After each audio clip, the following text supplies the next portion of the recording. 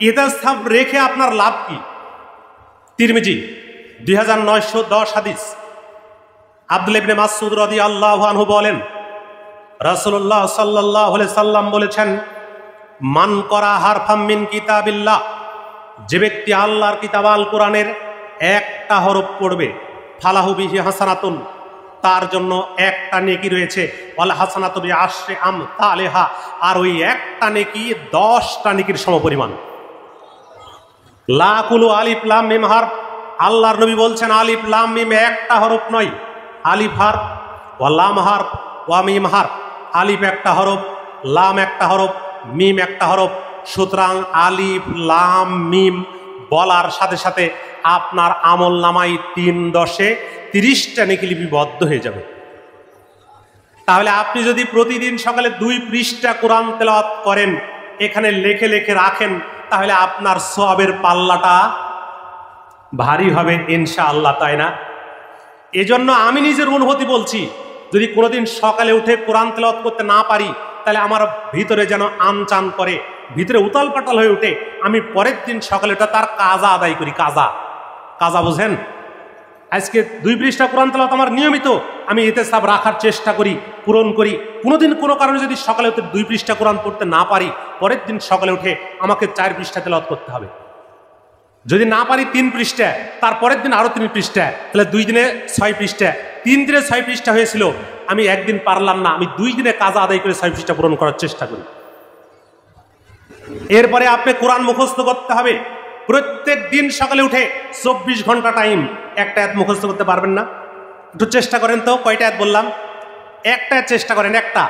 দুনিয়াতে তো আপনি একতলা বাড়ি, 2 তালা বাড়ি করার জন্য ব্যাংক থেকে 10 লক্ষ টাকা ঋণ নিচ্ছেন, জমি জমা বন্ধক রেখে বাড়ি করবেন 2 তালা 3 তালা, ভাড়া পাবেন বেশি, তাই তো? পরকালে একটু জান্নাতে ঘর উন্নত করতে হবে না? 30 দিনে প্রত্যেক দিন যদি একটা করে আয়াত মুখস্থ করেন, তাহলে 30 দিনে কয়টা আয়াত হবে? 30টা আয়াত। তাহলে 1 বছরে কয় দিন? 100 বছরে কয় দিন বলেন না? 365 দিন। 365 দিনে যদি 365 আয়াত মুখস্থ করতে পারেন 1 বছরে 2 বছরে, তাহলে জান্নাতে আপনার 365 তালা উঁচু ঘর হবে। শুনেন, হাদিস শুনেন। আবু দাউদের 1464 নম্বর হাদিস। আব্দুল্লাহ ইবনে আমর রাদিয়াল্লাহু আনহু বলেন, রাসূলুল্লাহ সাল্লাল্লাহু আলাইহি ওয়াসাল্লাম বলেছেন, আল্লাহ হাশরের মাঠে আমাদেরকে ডাকবেন। যারা কোরআন পাঠে দক্ষ, অভিজ্ঞ, কোরআনের আয়াত মুখস্থ, তাদেরকে ডেকে আল্লাহ বলবেন, একরা, হে আমার বান্দা, তুমি কোরআন তেলাওয়াত করো, আমি নিজে আল্লাহ, আমি শুনবো। দুনিয়াতে আপনি কোনো বই লিখেছেন, এই বইটা যদি আপনার সামনে অন্যরা পড়ে, তাহলে আপনার অনুভূতি কেমন হয়? ভালো লাগে না? খারাপ লাগে? ভালো লাগে না? তা আল্লাহ আমাদেরকে কিতাব দিয়েছেন, আল্লাহ হাশরের মাঠে আমাদেরকে বলবেন, বান্দা তুমি কোরআন তেলাওয়াত করো, আমি আল্লাহ নিজে শুনবো। এরপরে আল্লাহর নবী বলছেন, রাসূলুল্লাহ সাল্লাল্লাহু আলাইহি ওয়াসাল্লাম বলছেন, আল্লাহ কোরআনের আয়াত শুনবেন আর আল্লাহ বলবেন, একরা ওয়ারতাকে, একটা আয়াত তেলাওয়াত করো, জান্নাতের একতলা উপরে লাফ মেরে চলে যাও।